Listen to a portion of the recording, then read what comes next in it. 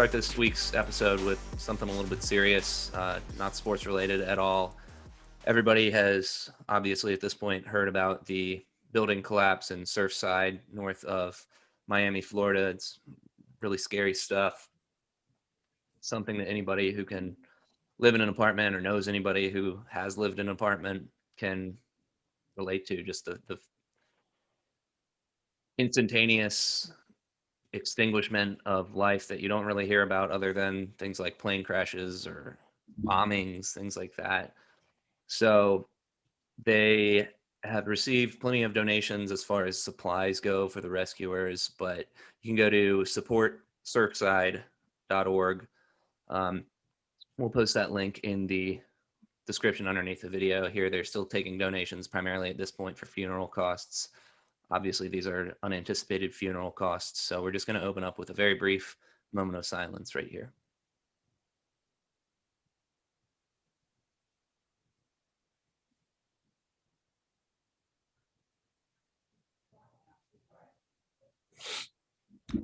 Yeah, so I just want to say, my thoughts and prayers out to all those families. I've lived in one of those buildings before, in a high rise, so it's definitely a sad thing, and just want to know that us here at right hand, left hand, we're all thinking about you, and you're in our prayers. So absolutely. I mean, one thing that it's kind of crazy that I was listening to another podcast, the Dan Le Batard show yesterday, and they were talking about this. And Dan brought up an interesting point, which was the people on the other side of that building who maybe don't have anywhere else to go, right? Those people have to stay there and walk past that reminder of hundreds of deaths is what it's going to turn out to be every single day. And it's crazy that I think he referred to it as a minor, it comes off as a minor inconvenience. Like, how crazy is that that's a minor inconvenience compared to obviously the people who are still missing and presumed dead underneath that rubble, and for the people who are dealing with that. But it's just so sad. And if you look into the details, I would encourage everybody to read up on the details and the background of the stuff going on there. And some of what seems to be negligence by the county officials on reports of structural damage. But we will awkwardly transition now into our usual MMA and sports related hijinks. I can't really do anything other than just say that, but I'll also mention that our liquor sponsor or alcohol sponsor request of the week this week is going to be Svedka. I found this bottle of vodka. Well, I didn't find it. One of my friends found it from a Super Bowl party, I think, maybe like a year ago. So I had to Google if liquor goes bad, and he said, "Man, you can have it. I don't want year-old vodka." So shout out to Svedka. So I don't think it goes bad. I think it's good to go. no, liquor is good forever, apparently. Yeah. And well, speaking of liquor and the shenanigans that alcohol can get you into, Joe Schilling. Joe Schilling is a Bellator fighter. Some of you may know. He actually fought Keith Berry, right hand, left hand, friend of the show, when Keith was in Bellator. And so Joe got into a bit of what's been described as a bar incident. And I'm gonna read a description of the incident in Joe's own words from his, I guess it's from his social media. But so this is a direct quote from Joe Schilling in a segment of John Reading. Little context: this guy's rapping like an idiot. The busboy, who happens to be black, walks by, and this idiot bumps into him and screams out, quote, "Me and broke," racial slur, "we don't get along," end quote. The busboy was seriously offended, but doesn't want to lose his job. As the night goes on, this clown starts looking at me. I go outside to smoke. As I'm walking back, he bumps into me. I put my hand out to catch him. He immediately says sorry. You can see me nod my head like it's cool. Then he realizes it's me, the guy he's been rapping at all night. He yells, "Hey!" I turn around and he flexes on me. Bad decisions are made every day. The busboy and the DJ came up to thank me. And as you can see from this video, I guess there's accompanying video, which I have not seen yet. Maybe Josh has seen that. But when he flexed on me, I was scared for my life and simply, this is my favorite part, defending myself against the evil in this world. So that's what Joe Schilling had to say about that. Well, Pretty incredible. Let me tell you something. He definitely gave him the 2-piece in the soda. I saw the video. I was like, holy shit. So what exactly went down? I was not expecting it. Well, I mean, I didn't listen to it. Like I didn't have the volume up on it or anything. So I didn't hear nothing. But yeah, I guess the guy had essentially backed into Joe Schilling when he was trying to walk outside to apparently smoke a cigarette. And you can kind of see like Joe didn't really think anything of it. He was just like, oh, whatever. He just kind of nudged me. And I couldn't see the guy flex on him or anything because Joe Schilling's a lot bigger than this guy. And the next thing you know is when Joe turns around, it's just whap, whap, 2-piece in a soda. 2-piece in a soda, man. That's so wild. I will never understand the willingness of people to step to MMA fighters. It's like, what is wrong with you? Jared was talking about that. Jared Vanderaa, who we're going to air our conversation with him next week. That's going to be a really great conversation. And he was saying, yeah, like it doesn't really happen that often, but whenever it does, it's always the short guys. Unless you're really predominant, like he's a big kickboxer. So unless you're into the kickboxing and glory kickboxing, you're probably not going to know who Joe Schilling is. He does train with the Diaz brothers. So, I mean, that gives you another aspect of his life. So, I mean, I don't know him personally. I don't know anything about him other than facts that are on the internet. So unless you watch kickboxing, you're probably not going to know Joe Schilling. Well, it's pretty wild. I'm definitely going to go check out the video after this, and hopefully everybody else will go check that out as well. Pause the video, go and check out the video of Joe Schilling knocking this dude out. But before we get to the Conor McGregor situation that I know you want to talk about, I want to talk a little bit about hockey. I've become a big hockey guy lately. It's very difficult to gamble on. I would discourage anybody from gambling on hockey. It's insanely unpredictable and difficult. But what I will say is we got the Stanley Cup going on right now. The Lightning won game 1. They're playing tonight. We're recording this on Wednesday. So they got game 2 tonight against the Canadiens, Montreal.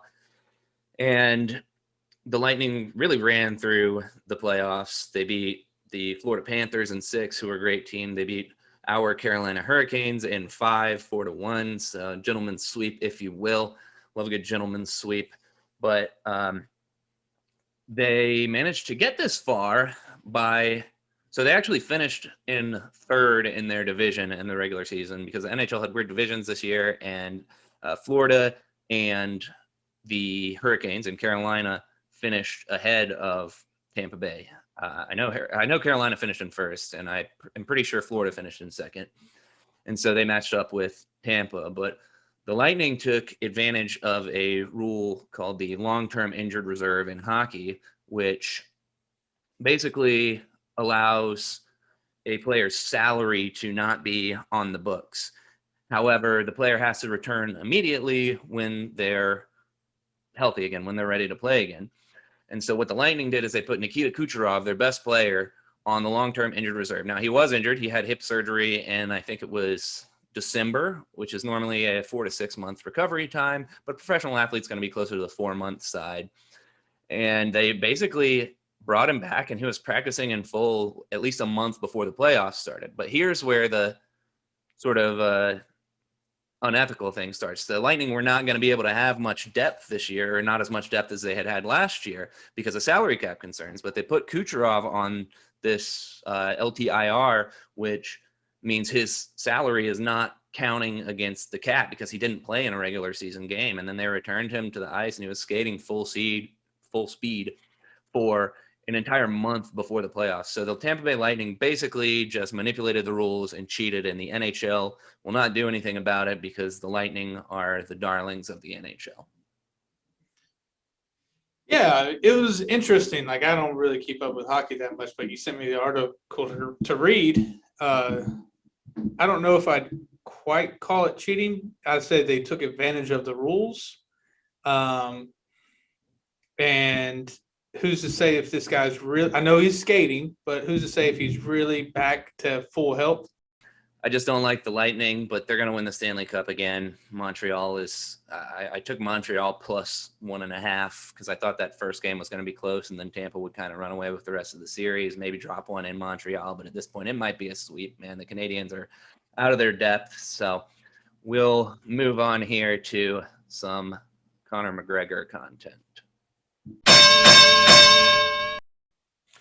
Yeah, so Conor McGregor's, and it's not really Conor McGregor, it's the management team that I guess Conor has with, I think it's I can't say it right off the top of my head. Anyways, they signed Manny Pacquiao to a deal earlier, I think this year or late last year. But one of the stipulations was that Conor was going to be one of those fights. So, things happen with Conor losing to Dustin and Conor running it back. So, different things happen. But anyways, long story short, now Manny Pacquiao wanted to fight Errol Spence, but the management team wanted it to be Danny Garcia instead.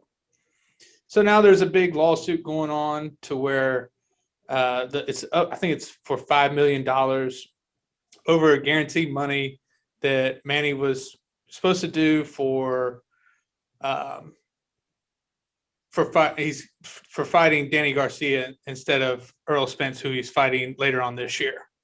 So essentially, it's just one big shit show, and Manny's probably going to win this. To be honest with you, I don't see a lot of evidence within it.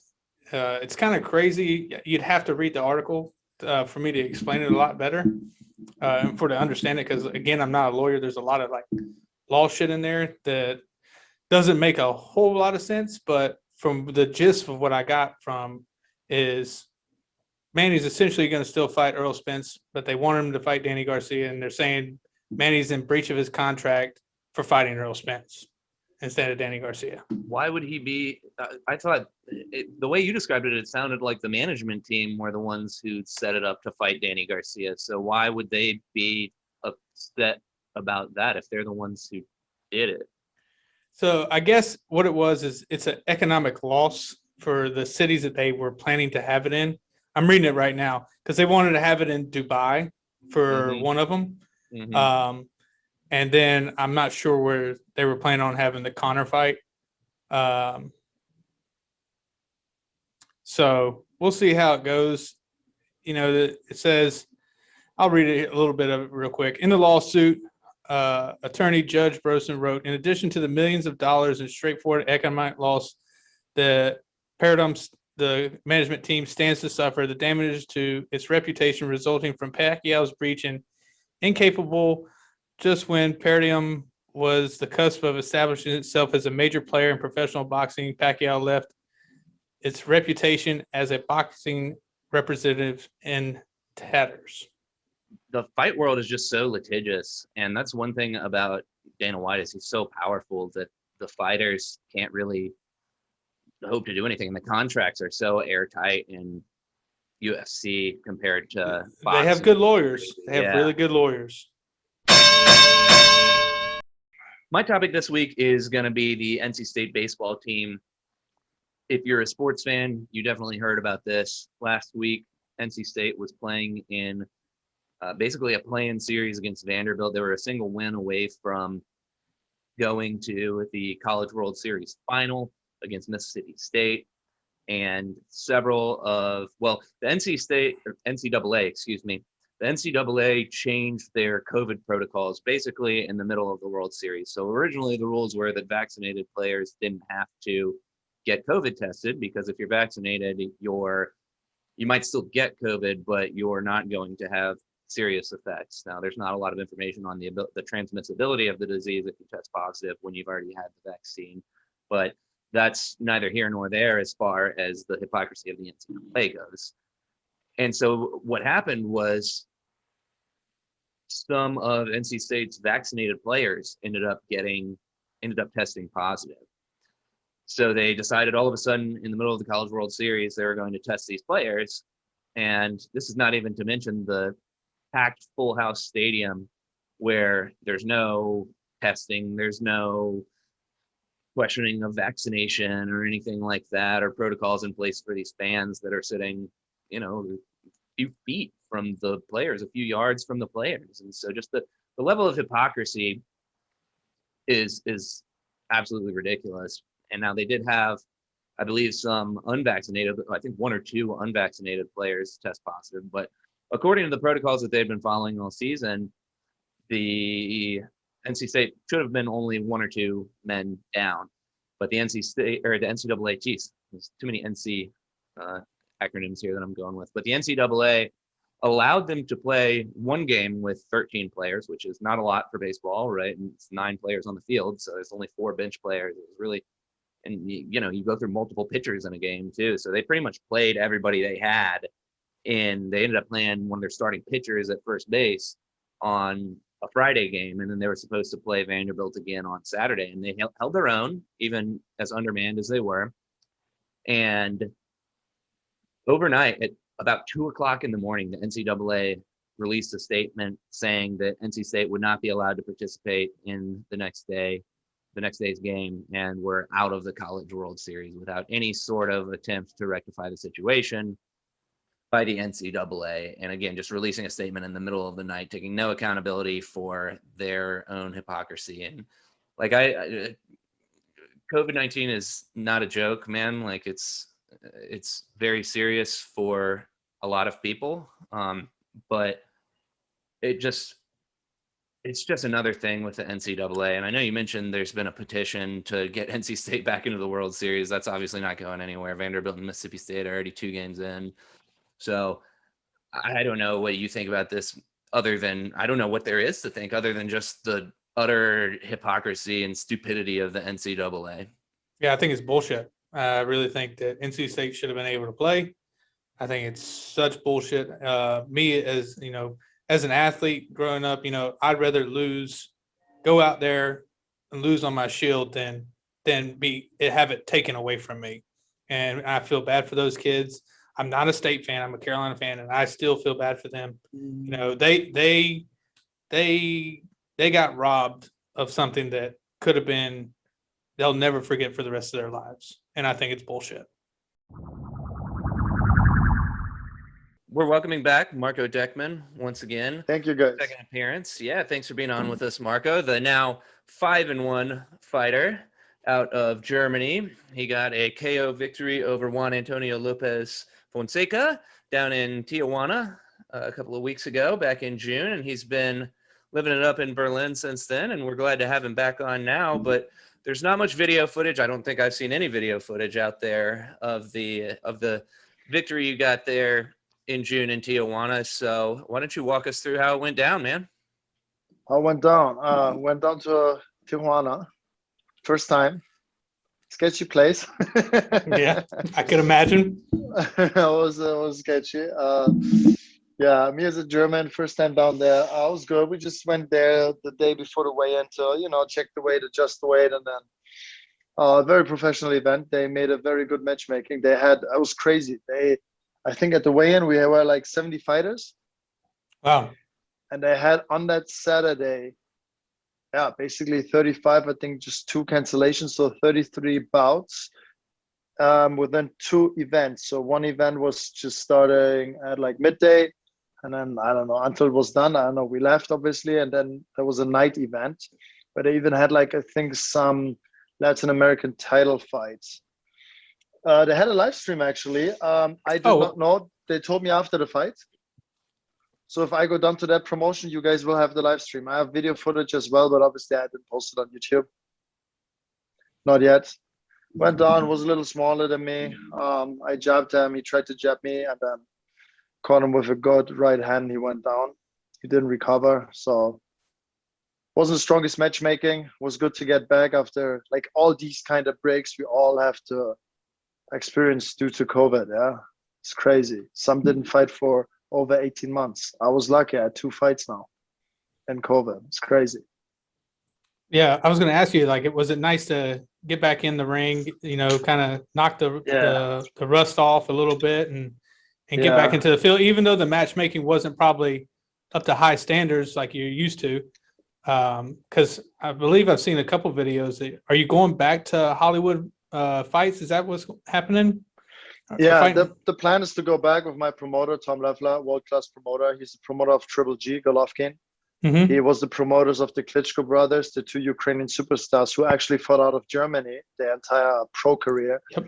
So I'm hooked up with a great promoter. The only problem is right now, every promotion, even with television contract, they're stocked up. You know, like they're all they all fights to like a multi-fight contract. There's so many lawsuits going on. It's like there's nothing to do with sports right now. You know, it's crazy. Yeah, so we'll get to some other stuff that I know you want to talk about, but you mentioned some lawsuits in the television contracts. Is that what you're talking about? Is it just like over broadcasting rights, or what's going on there? I'm curious. No, promotion. So let's say when I'm your promoter and you're a prospect, I give you like a 5-fight deal for this year. And then if you win, I don't know, 4 out of 5 or even all 5 bouts, we extend the contract for another 5 fights for your second year with me. And then I guarantee you 3 fights. But then COVID hit and boxing was actually back at a peak, you know. We had top boxing, top stars. We had all over the world signed top prospects. In every weight class, we're like more than 1,500 fighters active. And, you know, these promoters, they signed, and due to COVID, they all got laid off. No television, no gyms were open, and all these like rules. You couldn't train, you couldn't spar, like whatever. So obviously promoters had to play by the rules, as managers had to, as most boxers had to, right? Or did. So, but even if you trained, there was no fights going on. So these contracts are still like active. You know, I owe you 5 fights now. You didn't fight 18 months, so you sue me. Hands down, best man who did any promotion, and it's a total different sport. But Dana White, man, if you listen to this podcast ever, what you done, how you connected with like all over the world. I mean, Dubai, Fight Island, the Apex Center in then their headquarters in Vegas.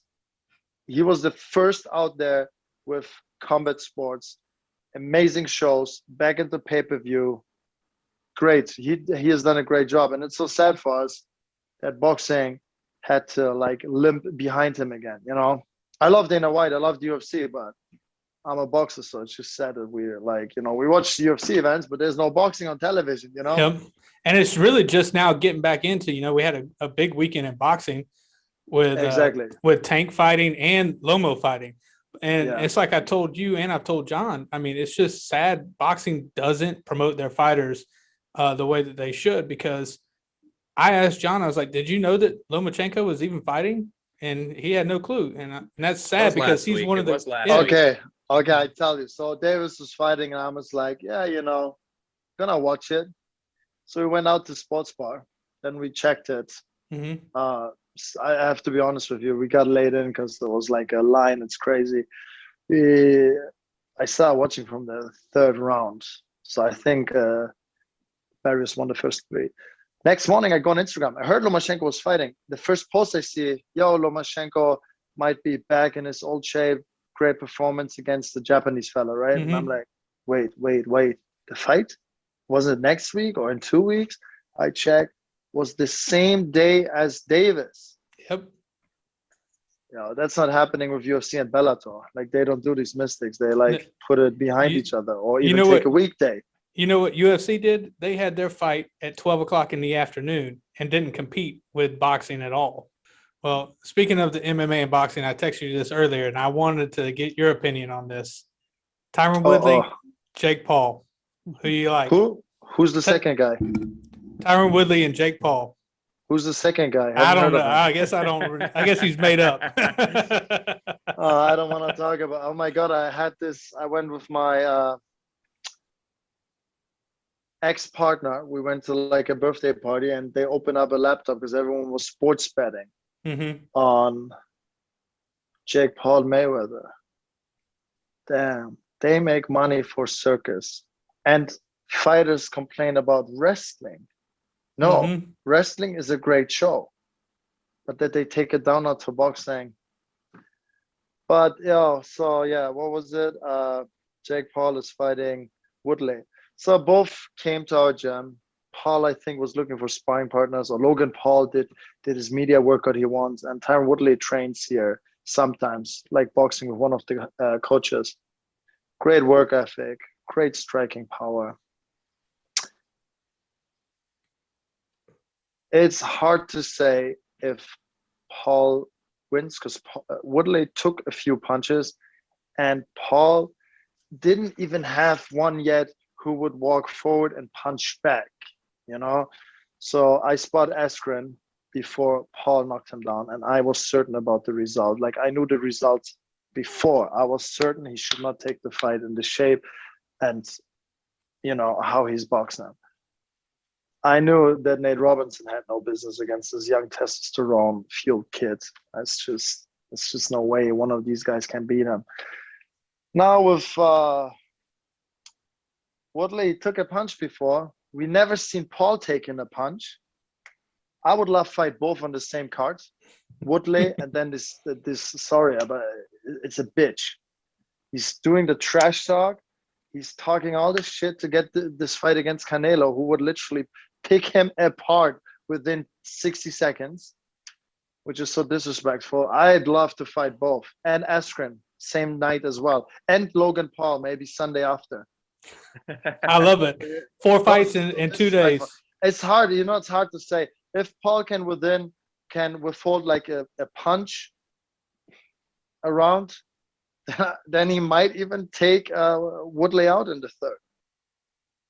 Yeah, maybe second. I think that's what he's saying, isn't it? Second round knockout or third round knockout or something. You know, boxing, mate, they all talk bullshit. Yeah.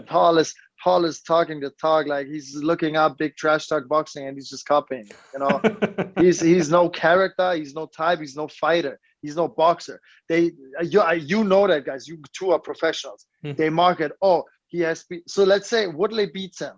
There's no benefit for Woodley after beating a fucking YouTuber. Is Paul fighting Woodley? They put it such on the media role and say, oh, he's beating a real fighter. Yeah, he has, but put them two in the cage. Oh, I put 50,000 on Woodley. But the reason in the boxing ring, boxing is a different game. Sorry. The reason why, you know, your Tyron Woodley and your Ben Askren are taking this fight, and Floyd Mayweather really articulated this well after he, you know, sparred with whatever you want to call that circus, like you said, with Logan Paul. It's all about the money, right? These guys are making more money off of these pay-per-views with the Pauls and it comes back to UFC pay, which is a whole different issue that we really can't get into right now. It's too expansive to get into right now, but. John, well said. Perfectly said. They are not in the top level of the UFC anymore. They're in the B or C category. So what they do now is to get back on payroll, they fight these highly promoted, expected, I don't know. They're not prospects, but you know, they're just highly promoted. People want to see that. It's just a different world who brings a shit ton of following out of YouTube and Instagram and all this social media stuff.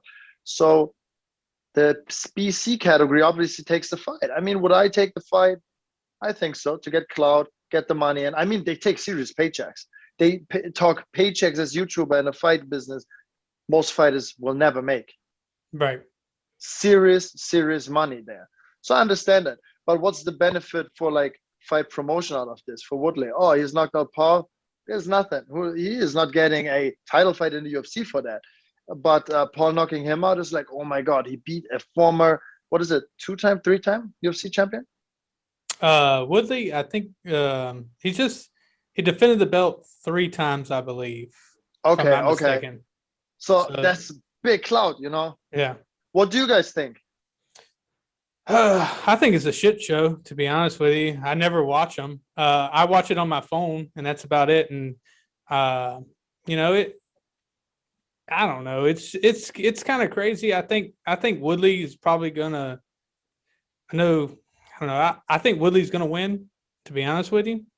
If he comes forward, if he comes forward like he did in his last fight in the UFC, I think he'll probably knock out Jake Paul, just because, like you said, we don't know what it's like if he's gotten hit before. I've never seen him get hit. Everyone got a plan until he gets hit, right? Exactly, Mike Tyson. Exactly. But Marco, what kind of news you've got? I know you wanted me to get you on so you can break a little bit of news going on that you've got. Any fight announcements? Anything good going on? We look with 360 Promotions, Tom Leffler, right now to get a fight on the 28th of August or the week after. So beginning of September, latest mid of September. Maybe I get another one for Momentum in right before, like out of the camp, into camp. But this might be a big LA show. You know, we have a big show now, Bank of America. I think it's Golden Boy. That's going to be like, I don't know, 25,000 tickets. And our show is also like, it's a decent size. It's 6,000. So we look for that. But I'm looking forward, as you guys do, to McGregor Poirier, right? That's news for this week. Absolutely. That's what I look for right now, because I'm off camp right now. I'm enjoying myself. I train twice a day, enjoy the time with the best coach in the world, Freddie Roach.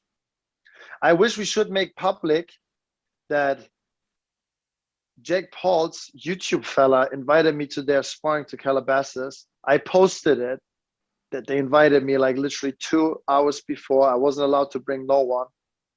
I canceled. I posted what like a sneaky bee he is. And then his trainer responded to me, actually his boxing trainer who does the fights with him, that I'm a liar, I'm looking for clout. And oh, it was so personal, this little guy. They are so small. They are both. They have no character. They have nothing. You know, they have nothing. They think I look for clout. Clout's good, but you know, I can also back it up. I mean, I said I spar him anytime off the hook. Like, call me 3 a.m. Come to my gym though. I'm not gonna go to Calabasas to some like, you know, YouTube pool parties. Well, Marco, we won't keep you too long, man. Do you want to shout out anybody, any sponsors you got going on, anything of that nature? I want to shout out you two guys. You've just been great to me. You guys are doing a great job, and I really, really, really hope and do believe with hard work and good interviews, you just make it through the roof. Great podcast, honestly. Good questions, good fights. You guys are on it. And yeah, I have a new sponsor I have to announce, and I just want to say massive, massive thanks to 5 West Media. They sit in North Carolina, Fayetteville, right? Yeah, Fayetteville. Fayetteville. I cannot pronounce that yet. I'm right. gonna practice that. Close enough. I just wanna Yeah. just wanna say thanks to them. 5 West Media, guys. Check it out. Whoever's listening to this podcast, they do a great job. Maybe they can help any of you guys, fighters, trainers, whoever's in our business, you know. Yeah, absolutely. We want to get more fighters on, more trainers, anything of that nature. Because you know I try to work with Marco as best I can. I know he gives me I get him a hard time about posting stuff on his Instagram. Exactly. We should do the live scoring, the 3 of us on Twitter on Saturday for McGregor. Absolutely. I look forward to that, guys. Sounds good, brother. Marco, we really appreciate you, man. And I will say you did a lot better job with Fayetteville than Josh did with whatever the German phrase was that he tried to say. That was bad. So, thanks, Marco. Thank you, guys. See you soon. See you, brother. Bye-bye.